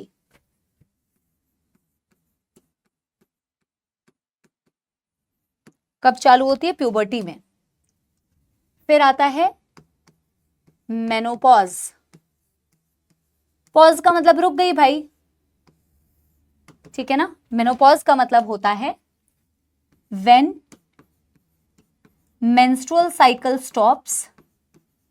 क्यों रुकती है अभी मैं आपको आगे जब साइकिल समझाऊंगी तब बताऊंगी। क्यों स्टार्ट होती है जब मैं आपको साइकिल पढ़ाऊंगी तभी समझाऊंगी, ठीक है ना। व्हेन मेंस्ट्रुअल साइकिल स्टॉप्स, इसे बोलते हैं बेटा मेनोपॉज, ठीक है जी। अब इस पूरे मेंस्ट्रुअल साइकिल में फीमेल की बॉडी के अंदर, वैसे आपने इन जनरल सुना होगा, अरे यार हार्मोनल चेंजेस हो रहे हैं, है ना, ऐसे क्या बोलते हैं, दिमाग खराब हो जाता है, हार्मोन्स ऊपर नीचे होते हैं। तो अब आप एक्चुअल में समझोगे कि कितने हार्मोनल फ्लक्चुएशंस होते हैं। और एक फीमेल की बॉडी आप सोच के देखो बेटा, during the entire menstrual cycle किन किन चीजों से गुजरती है। आज आप बेटा वो फीलिंग, आज नहीं सिर्फ आज और कल समझ पाओगे बेटा, एक्चुअल में सच्ची बता रही हूं, ठीक है ना। फीमेल की बॉडी में जो मेंस्ट्रुअल साइकिल चलती है ना मेरे सपोलो, तो देखो दो चीजें, दो जगह होती है जिसमें सबसे ज्यादा चेंजेस दिख रहे होते हैं। एक होती है फीमेल की ओवरी और दूसरी होती है फीमेल की यूटरस। तो यूटरस में कुछ कुछ चीजें चल रही होती है और ओवरी में कुछ कुछ चीजें चल रही होती है। हम बिल्कुल बेसिक से माइनस से स्टार्ट करेंगे, मैं डायरेक्ट आपको ग्राफ नहीं बनवाऊंगी। ग्राफ को समझने के लिए आपको उसके पहले का पूरा बेटा बेसिक समझना पड़ेगा, तब आपको ग्राफ मस्त समझ में आएगा, ठीक है ना। क्या बोला मैंने कि मैम फीमेल में ओवरी में कुछ कुछ चेंजेस चल रहे होते हैं जिसे ओवेरियन इवेंट्स कहते हैं, और फीमेल में यूटरस में कुछ कुछ चेंजेस चल रहे होते हैं जिसे यूटेराइन इवेंट्स कहते हैं, जो एनसीईआरटी ने ग्राफ में डिपिक्ट किया हुआ है, ठीक है ना। तो मैं यहां पे एक पॉइंट लिखना चाहूंगी कि ड्यूरिंग मेंस्ट्रुअल साइकिल, एक बुलेट पॉइंट बनाएंगे, during menstrual cycle, during menstrual cycle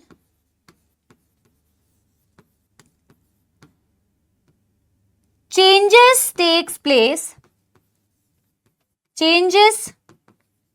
takes place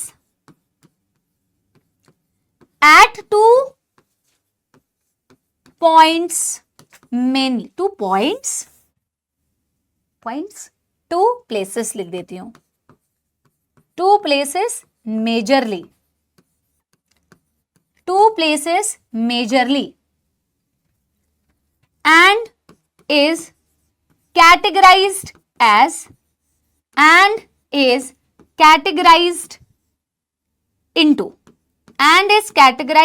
into एक हो गया ओवेरियन इवेंट,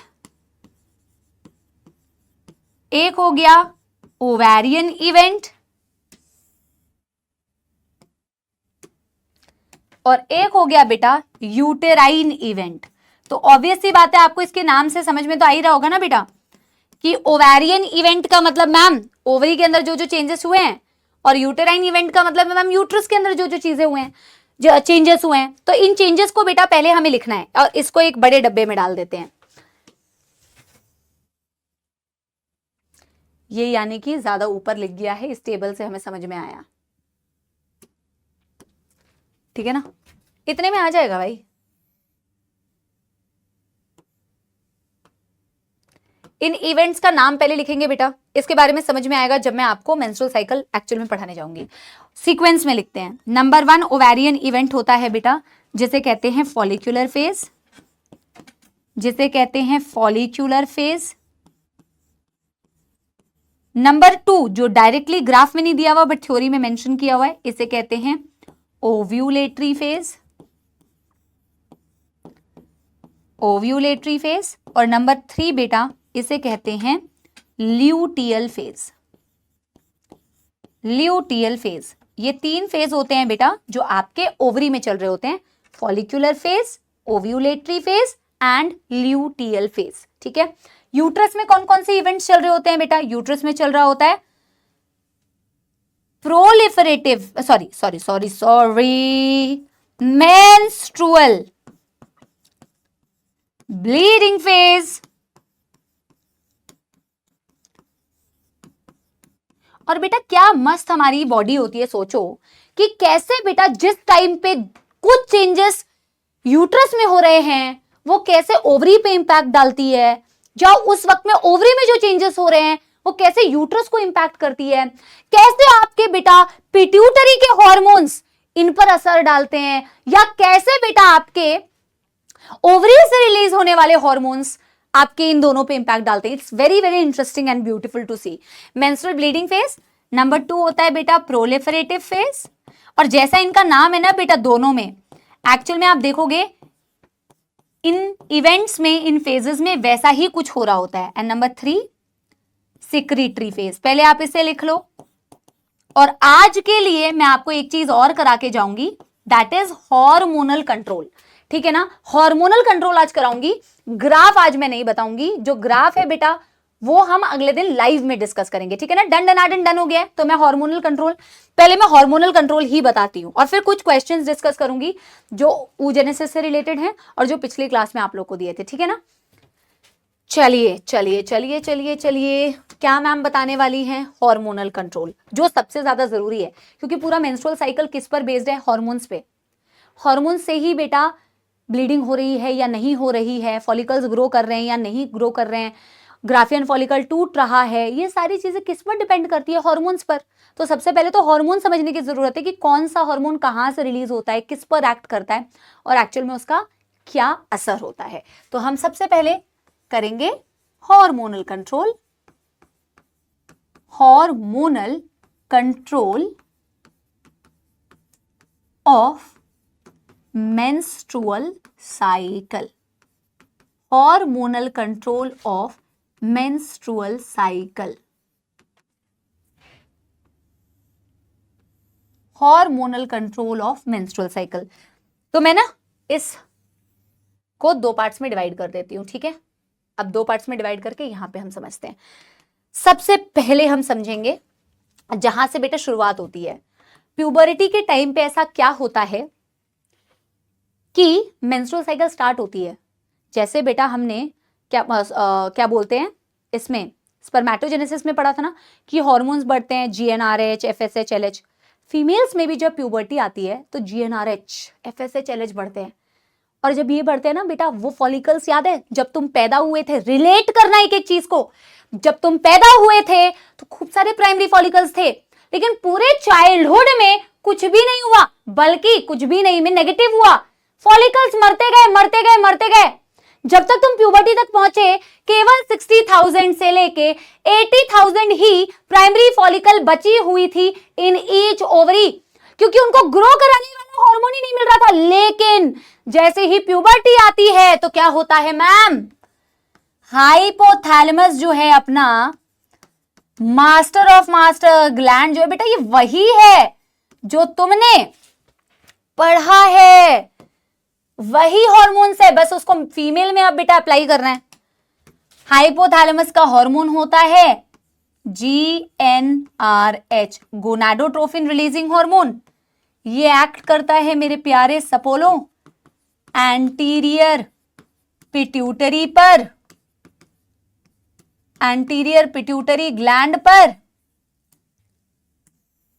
और जब ये पिट्यूटरी ग्लैंड पर एक्ट करता है तो पिट्यूटरी ग्लैंड क्या प्रोड्यूस करेगी? वही बेटा जो तुमने वहां पे पढ़ा है, follicle stimulating hormone and luteinizing hormone, FSH and LH। वहां पे बेटा FSH किस पर काम करती थी? याद करो, सर्टोली सेल, हमेशा कंपेयर किया करो बेटा।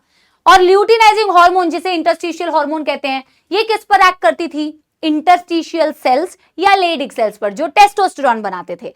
हमेशा कंपेयर करके पढ़ा करो बेटा, चीजें ज्यादा एक्टिव रिकॉल होता है इससे, मेमोरी आपकी बेटा और बिल्ट होती है इससे। ठीक है ना, देखो यहां पे FSH किस पर काम करेगी? अरे यार ये तो हम पढ़ चुके हैं ना यार, एक्ट ऑन फॉलिकल्स। फॉलिकल्स की ग्रोथ ही बेटा फॉलिकल स्टिमुलेटिंग हॉर्मोन्स के प्रेजेंस में हो रही है, हाँ या ना, हाँ या ना। और एक बात बताऊं, ये जीएनआरएच बढ़ने का ही तो रीजन होता है, ये जीएनआरएच बढ़ने का ही तो रीजन होता है कि प्यूबर्टी में मेंस्ट्रुअल साइकिल चालू होती है। अच्छा, एक चीज मुझे इससे याद आई, वो एज हमने नहीं लिखा था ना कि menopause, menstrual cycle stops at the age of approximately बेटा 45 to 50 years of age in a female। इसे नोट कर लो, ठीक है ना। अब वापस आते हैं इस ग्राफ पे मेरे प्यारे सपोलो। प्यूबर्टी में इस रीजन से बढ़ी। अब मैम ये फॉलिकल्स पर एक्ट करता है, आपने बोला मैम फॉलिकल्स में स्पेसिफिकली बताओ ना किस पर एक्ट करता है। फॉलिकल में तो बहुत कुछ है मैम, ग्रैनुलोसा सेल, थीका, जोना। मैम फॉलिकल्स में ये स्पेसिफिकली एक्ट करता है ऑन ग्रैन्युलोसा सेल। किस पर एक्ट करता है? Granulosa cell. और क्या ये मेरे प्यारे बच्चों, मैं ऑलरेडी नहीं बता चुकी हूं कि ग्रैन्युलोसा सेल एक इकलौता हार्मोन जो हम फीमेल में बोलते हैं, फीमेल की सारी फीमेल कैरेक्टरिस्टिक्स के लिए जो हार्मोन रिस्पॉन्सिबल है दैट इज ईस्ट्रोजन। ईस्ट्रोजन बनाने वाला ही ग्रैन्युलोसा सेल है भाई। तो ये ग्रैन्युलोसा सेल क्या सिक्रीट करेगा? इट सिक्रीट्स ईस्ट्रोजन भाइयों और बहनों, यहीं से ईस्ट्रोजन आता है। और तभी तो हम कहते हैं कि आपका जो ओवरी है वो ईस्ट्रोजन सिक्रीट करता है। ओवरी ईस्ट्रोजन कैसे सिक्रीट करेगा? ओवरी के अंदर जो स्ट्रक्चर होता है बेटा, ओवरी के अंदर जो स्ट्रक्चर होता है वही ईस्ट्रोजन सिक्रीट करता है, और वो स्ट्रक्चर होता है फॉलिकल। और फॉलिकल के अंदर जो स्ट्रक्चर्स होते हैं, जो सेल्स होते हैं, वो होते हैं ग्रैन्युलोसा सेल्स जो सिक्रीट करते हैं ईस्ट्रोजन। यहां से आता है ईस्ट्रोजन सपोले। और ल्यूटिनाइजिंग हार्मोन क्या करेगा? ये तो तुम ऑलरेडी कर चुके हो बेटा। ल्यूटिनाइजिंग हार्मोन क्या करेगा? ल्यूटिनाइजिंग हार्मोन एक्ट ऑन किस पर? Graafian follicle. ल्यूटिनाइजिंग हार्मोन किस पर एक्ट करता है? ग्राफियन फॉलिकल, जो सबसे मैच्योर फॉलिकल था। ये भी तुम आई थिंक दूसरी तीसरी बार बेटा रिवाइज कर रहे हो। जब ये ग्राफियन फॉलिकल पर एक्ट करेगा, इसको रप्चर करेगा, रप्चर करके release secondary oocyte and forms corpus luteum.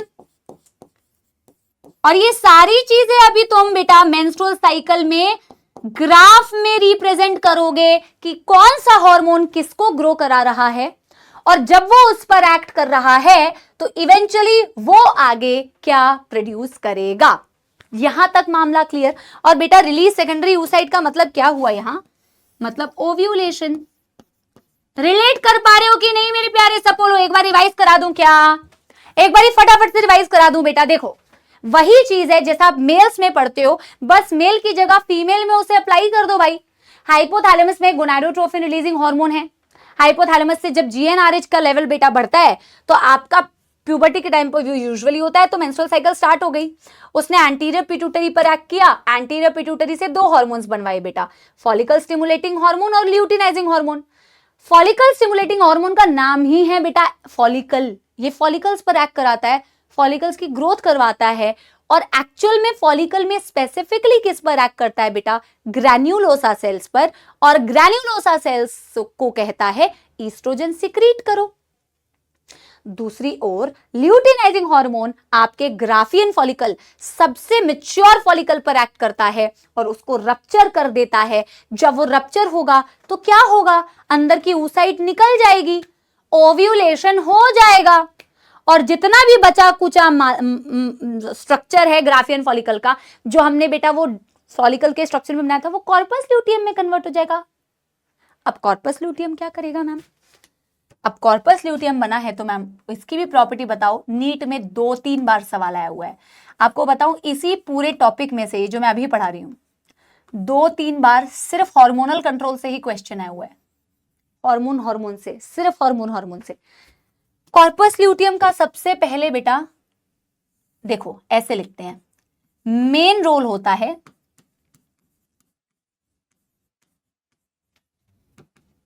Progesterone secretion.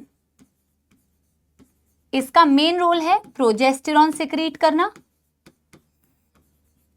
Progesterone secretion,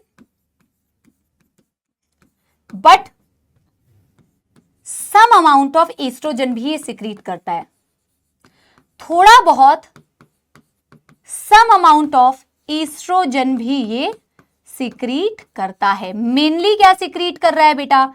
mainly secrete कर रहा है प्रोजेस्टेरॉन, मेनली सिक्रीट कर रहा है प्रोजेस्टेरॉन, बट कुछ अमाउंट में ये एस्ट्रोजन भी सिक्रीट करता है। और इन दोनों का बहुत तगड़ा रोल है मेंस्ट्रुअल साइकिल में एक फीमेल की बॉडी में। यहां तक का हार्मोनल कंट्रोल समझ में आया कि नहीं? हाँ या ना? कि किसने किसको क्रैक किया? बेटा ये बहुत जरूरी है, क्योंकि अब कल की क्लास में जब मैं आपको एक्चुअल में मेंस्ट्रुअल साइकिल का ग्राफ पढ़ाऊंगी ना, तो उसमें यही सारी कहानी यूज हो रही होगी रिपीट करके, इसीलिए ये पहले पढ़ा देती हूं ताकि आपको रिलेट करना बहुत आसान हो। बट अभी एक चीज बाकी है, और वो है नेगेटिव फीडबैक वाला कॉन्सेप्ट, और वो यहां पे आएगा भी।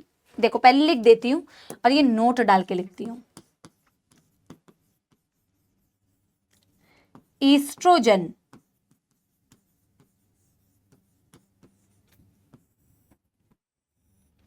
नेगेटिव फीडबैक देता है किसको? GnRH, FSH और LH को। और प्रोजेस्टेरॉन, सॉरी नेगेटिव नहीं, पॉजिटिव, अभी बताती हूं। प्रोजेस्टेरॉन प्लस ईस्ट्रोजन कंबाइंड क्या करते हैं? नेगेटिव फीडबैक देते हैं GnRH, FSH और LH को। समझो ये लास्ट है बेटा हार्मोनल कंट्रोल का। पॉजिटिव और नेगेटिव फीडबैक का मतलब क्या है बेटा? जैसे तुम देते हो मुझे पॉजिटिव फीडबैक पॉजिटिव फीडबैक का मतलब होता है कि भाई और पढ़ाओ, बहुत मजा आ रहा है, और बढ़ाओ और पढ़ाओ। भाई इसका मतलब है ईस्ट्रोजन जब अकेला मौजूद है, ये मैं आपको साइकिल से रिलेट करूंगी। आज मैं सिर्फ पॉइंट लिखवा के जा रही हूं, जब मैं आपको साइकिल पढ़ाऊंगी तो आप बेटर रिलेट कर पाओगे। जब ईस्ट्रोजन अकेला मौजूद होता है मेंस्ट्रुअल साइकिल में, आप देखोगे ये होता है during ovulation, almost eight the time of ovulation. अभी आप रिलेट नहीं कर पाओगे क्योंकि अभी आपने ग्राफ देखा नहीं है, बट अभी एटलीस्ट इस पॉइंट को याद रखो। ओव्यूलेशन के टाइम पे बेटा जब ईस्ट्रोजन का बहुत हाई अमाउंट होता है ना, ईस्ट्रोजन का एरो का मतलब है हाई अमाउंट, तो वो GnRH को भी बढ़ाता है, FSH को भी बढ़ाएगा और LH को भी बढ़ाएगा, मतलब पॉजिटिव फीडबैक देता है। मतलब मेरी प्रेजेंस से अगर मैं प्रेजेंट हूं तो तुम भी प्रेजेंट हो, तुम भी प्रेजेंट हो, तुम भी प्रेजेंट हो, बहुत हाई अमाउंट में प्रेजेंट हो, मतलब एक दूसरे को हम पॉजिटिव डायरेक्शन में प्रमोट कर रहे हैं। High amount of estrogen gives positive feedback, gives positive feedback. ये फीडबैक्स बेटा बहुत इंपॉर्टेंट है, अच्छे से समझो। अगर ईस्ट्रोजन बहुत हाई अमाउंट में है, और ये यूजुअली ओव्यूलेशन के टाइम पे ऐसा होता है, मैं आपको कल की क्लास में साइकिल जब पढ़ाऊंगी तो बताऊंगी, तो ये अपनी प्रेजेंस में LH को भी बढ़ा देगा, FSH को भी बढ़ा देगा। जब ईस्ट्रोजन बढ़ा हुआ है ओव्यूलेशन के टाइम पे, तो जब वो अकेला है, ईस्ट्रोजन अकेला है, तो वो बेटा FSH LH को भी बढ़ा देता है। लेकिन साइकिल में एक पॉइंट ऐसा भी आता है जब प्रोजेस्टेरॉन ईस्ट्रोजन कंबाइंड प्रेजेंट होते हैं। जब ये कंबाइंड प्रेजेंट होते हैं, और जब ये कंबाइंड प्रेजेंट होते हैं, अगर प्रोजेस्टेरॉन भी है साइकिल में और ईस्ट्रोजन भी है साइकिल में, तो ये नेगेटिव फीडबैक देते हैं। मतलब अगर ये दोनों कॉम्बिनेशन में मौजूद है कहीं पे भी साइकिल में, जब तुम्हें ये कॉम्बिनेशन में नजर आएंगे तो ये दोनों मिलके, और प्रोजेस्टेरॉन अकेला भी नेगेटिव फीडबैक देता है। वैसे तो प्रोजेस्टेरॉन अकेला भी नेगेटिव फीडबैक दे सकता है। तो अगर प्रोजेस्टेरॉन और ईस्ट्रोजन कंबाइंड हाई अमाउंट में प्रेजेंट है, हमेशा वो GnRH को घटाएंगे, FSH को भी घटाएंगे और LH को भी घटाएंगे। देखो पॉजिटिव फीडबैक का मतलब होता है कि किसी की प्रेजेंस अगर है तो वो दूसरे की प्रेजेंस को बढ़ा रहा है, और नेगेटिव फीडबैक का मतलब होता है किसी की प्रेजेंस किसी और की प्रेजेंस को घटाए। दैट्स इट, खत्म, इजी। मैंने क्या बोला? पॉजिटिव फीडबैक का मतलब होता है अगर कोई चीज प्रेजेंट है तो उसकी मौजूदगी में दूसरी चीजें भी बढ़ रही है, सिंपल। ऐसा होता है जब ईस्ट्रोजन साइकिल में अकेला मौजूद होता है ओव्यूलेशन के वक्त में, जो कल ग्राफ से समझाऊंगी। उसकी मौजूदगी FSH को भी बढ़ाएगी, LH को भी बढ़ाएगी, GnRH को भी बढ़ाएगी। लेकिन साइकिल में एक ऐसा टाइम पीरियड भी आता है जब प्रोजेस्टेरॉन ईस्ट्रोजन दोनों हाई अमाउंट में मौजूद होते हैं और इनकी प्रेजेंस FSH को घटाती है, LH को घटाती है, GnRH को घटाती है। आज के लिए इस फीडबैक को बेटा पहले आप नोट कर लो, ठीक है ना। आज के लिए मैं केवल इतना ही रख रही हूं। बेसिक हार्मोनल कंट्रोल में पढ़ा चुकी हूं। कल हमारा मेंस्ट्रुअल साइकिल कंप्लीट हो जाएगा।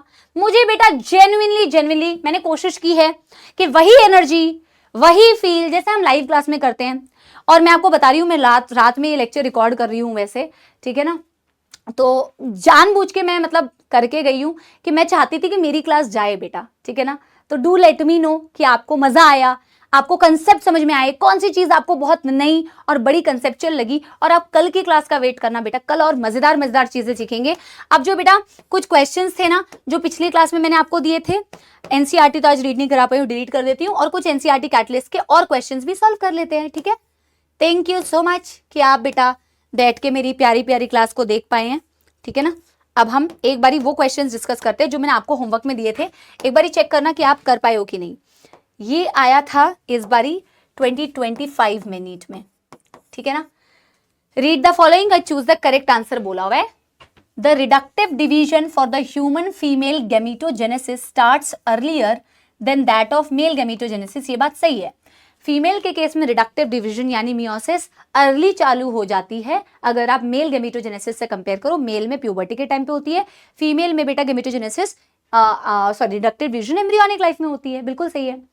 The gap between the first meiotic division and the second meiotic division is much shorter for males as compared to female।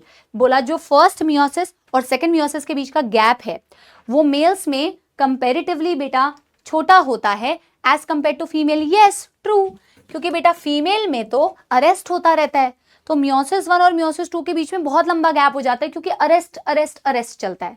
बिल्कुल सही बात है। The first polar body is associated with the formation of primary oocyte। गलत। क्या primary oocyte के बनने पर ही first polar body बनती है? नहीं। अगर दिया होता first polar body is associated with the formation of secondary oocyte तो करेक्ट होता, क्योंकि जब प्राइमरी oocyte से अनइक्वल साइटोप्लाज्मिक डिवीजन होती है तो बेटा फर्स्ट पोलर बॉडी बनती है और ये एसोसिएटेड होती है with the formation of secondary oocyte। तो ये गलत हो गया बेटा, फॉल्स हो गया, ठीक है ना। Luteinizing hormone surge leads to disintegration of endometrium and onset of ये तो तुम पढ़े नहीं हो बेटा अभी। तो वैसे तो तुम मार्क कर सकते थे क्योंकि फर्स्ट दोनों करेक्ट है ना। फर्स्ट दोनों करेक्ट है, वैसे तो तुम मार्क कर सकते थे। ये मैं तुम्हें मेंस्ट्रुअल साइकिल में पढ़ाऊंगी। LH surge leads to disintegration of endometrium and onset of menstrual bleeding. ये गलत है। ये क्यों गलत है? इसके लिए बेटा मेंस्ट्रुअल साइकिल के लिए वेट कीजिए, देखते रहिए बेटा अगला एपिसोड। अगले एपिसोड में हम आपको बताएंगे। बट आप ऑड वन आउट करके इसे कर सकते हैं। कई बार जीवन में नीट के पेपर में ऑड वन आउट करके भी क्वेश्चन सॉल्व करना होता है, ठीक है ना। चलो अब अगला क्वेश्चन डिस्कस करती हूँ जो आपको मैंने पूछा था। ये 2024 में नीट में 2 सवाल आए थे। तो बेटा एक तो ये बहुत इजी है। Eight which stage of life oogenesis is initiated? oogenesis बेटा एम्ब्रियोनिक लाइफ में इनिशिएट होती है, तो बहुत इजी है। ये भी बहुत इजी लगेगा। अभी जो मैंने खास करके आपको टेबल बनाया बेटा, टेबल के लिए मुझे एक्स्ट्रा पॉइंट्स मिलने चाहिए सपोलो, ठीक है ना। कंजूसी मत करना। मैं तुम्हारा सब्जेक्टिव टेस्ट कर रही होती ना चेक, तो मैं भी तुम्हारी जैसे प्यार में कंजूसी करती। देखो विच ऑफ द फॉलोइंग बेटा, अच्छा जेन्युइनली बेटा क्या सारी चीजें आपके उन्हीं स्पर्मेटोजेनेसिस और oogenesis के फ्लो चार्ट से ही सॉल्व नहीं होती? हमने आपको टेबल लिखवा दिया, अच्छी बात है, लेकिन वैसे भी सॉल्व हो जाती। देखो which of the following statements are true for spermatogenesis but do not hold true for oogenesis। मतलब कौन से स्टेटमेंट्स स्पर्मेटोजेनेसिस के लिए केवल सही हैं? It results in the formation of haploid gametes. बेटा ये दोनों के लिए सही है, तो ये आंसर नहीं होगा। हैप्लॉइड गैमेट्स तो बेटा स्पर्म भी बनता है, ओवा भी बनता है। Differentiation of gamete occur after the completion of meiosis, हाँ ये बात सिर्फ स्पर्मेटोजेनेसिस के लिए करेक्ट है, oogenesis के लिए करेक्ट नहीं है, क्योंकि oogenesis में ऐसी कोई डिफरेंशिएशन नहीं होती है सपोलो। तो ऐसी डिफरेंशिएशन सिर्फ और सिर्फ स्पर्मेटोजेनेसिस के लिए करेक्ट है। Meiosis occur continuously in a mitotically dividing stem cell population. Yes, mitotically divide stem cell population का मतलब है बेटा स्पर्मेटोगोनिया, है ना। तो बोला मियोसिस कंटिन्यूअसली होती है। हाँ स्पर्मेटोजेनेसिस के लिए बात सही है, पर oogenesis के लिए नहीं है, क्योंकि उसमें डिसकंटिन्यूअस होती है, अरेस्ट होता रहता है। यानी बी और सी तो करेक्ट है ही, बी और सी तो करेक्ट है ही। It is controlled by luteinizing hormone and follicle stimulating hormone secreted by anterior pituitary. ये बात बेटा देखो दोनों के लिए करेक्ट है ना, ये तो फॉल्स हो गया ना, इसमें बोला है विच of the following is only true for spermatogenesis, ये बात तो मैम दोनों के लिए करेक्ट है, तो ये हमारा आंसर नहीं हो सकता। It is initiated at puberty, true बेटा, ये स्पर्मेटोजेनेसिस के लिए करेक्ट है, oogenesis के लिए करेक्ट नहीं है, oogenesis एम्ब्रियोनिक लाइफ, यानी B C A, option 1 is correct answer. बढ़िया क्वेश्चन था, टाइम टेकिंग क्वेश्चन था। जब भी बेटा मेरी एक एडवाइस है, ऐसी क्वेश्चंस आए तो थोड़ा सा टाइम देना, स्टेटमेंट्स को देख के घबराना मत, आपसे सारे क्वेश्चन सॉल्व होंगे, आपको सारी थ्योरी याद आएगी, थोड़ा समय लेके उस क्वेश्चन को अटेम्प्ट करना, ठीक है ना। अगला क्वेश्चन देखते हैं, जो बेटा थोड़े थोड़े आपके सारे कंसेप्ट से रिलेटेड क्वेश्चंस है। अगली क्लास में बेटा हम मेंस्ट्रुअल साइकिल को कंटिन्यू करेंगे, ठीक है ना। अभी oogenesis से रिलेटेड है। Meiosis in oogenesis starts in, meiosis कब चालू हो जाते हैं? एम्ब्रियोनिक लाइफ में, एम्ब्रियोनिक लाइफ में प्राइमरी oocyte में, ठीक है ना। आप पॉज करके सॉल्व कर सकते हो।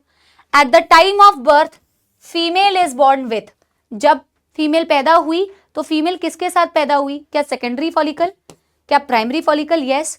क्या प्राइमरी oocyte? यस, यानी कि both 1 and 3। Female is born with primary follicle having primary oocyte which is arrested in prophase 1 of meiosis 1, ठीक है। अगला क्वेश्चन देखो, the division of primary oocyte results in, primary oocyte के division से क्या बनता है?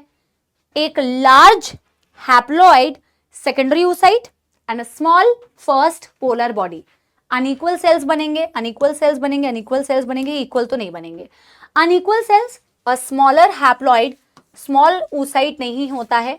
Unequal cell, a larger haploid secondary oocyte and a smaller haploid polar body. Yes, unequal cells, a smaller diploid secondary oocyte, नहीं ये तो गलत हो गया।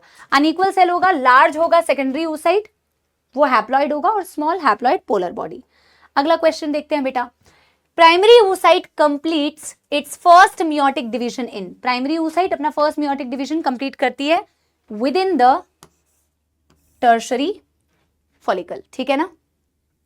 फॉलिक्यूलर एट्रेशिया, क्या था बेटा फॉलिक्यूलर एट्रेशिया? पूरे चाइल्डहुड में जो फॉलिकल्स की डेथ होती गई, death of follicles, degeneration of follicles, that is called as follicular atresia. एक क्वेश्चन देके जाऊं, वैसे मैं रैंडम क्वेश्चन बना रही हूँ, कई बार रैंडम क्वेश्चन सही बना नहीं पाती हूँ मैं ऐसे, लेकिन मैं बना देती हूँ, ठीक है ना। तो ये क्वेश्चन सॉल्व करके आ सकते हो होमवर्क में, वैसे मैंने मॉड्यूल का होमवर्क दिया हुआ है, इसके साथ में तुम एक ऐसा बना सकते हो कि अगर 400 प्राइमरी oocyte है तो इससे कितने सेकेंडरी oocyte बनेंगे, और अगर 400 सेकेंडरी स्पर्मेटोसाइट हैं तो इससे बेटा कितने स्पर्मेटिड बनेंगे, ये अगली क्लास में हम कर लेंगे। And do not forget to like, comment and share, ठीक है ना। And do let me know कैसा लगा लेक्चर। बहुत बहुत धन्यवाद बेटा, मिलेंगे अगली क्लास में और बहुत सारी नई नई बातें सीखेंगे। देखो जूलॉजी मेडिजी का ना मैं एक वो अपडेटेड वर्जन लेके आने की सोच रही हूँ। बहुत सारे बच्चों के पास ये किताब है, बट मैं 2.0 रिलीज करूंगी इसका, और जब भी रिलीज करूंगी तो मेरे प्यारे प्यारे सपोलो को ये चीज बताऊंगी। और गाने के बिना तो बेटा मैं जा ही नहीं सकती आज की क्लास में, है ना, क्योंकि बेटा आपने इतना सारा पढ़ाई किया है तो मैम गाना तो सुनाना पड़ेगा। तो यस बेटा सुनाएंगे आपको गाना, ठीक है ना।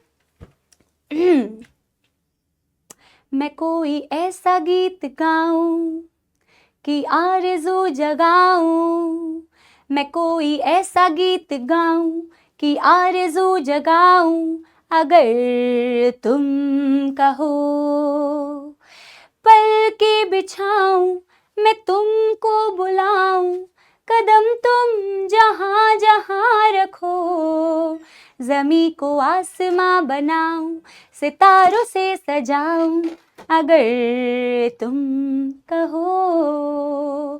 Thank you so much, will see you बेटा टुमारो की क्लास में, कल की क्लास में। तब तक के लिए बेटा पढ़ाई करते रहिए। Do let me know in the comment section how did you enjoy the lecture. Bye bye, thank you so much, bye bye, thank you.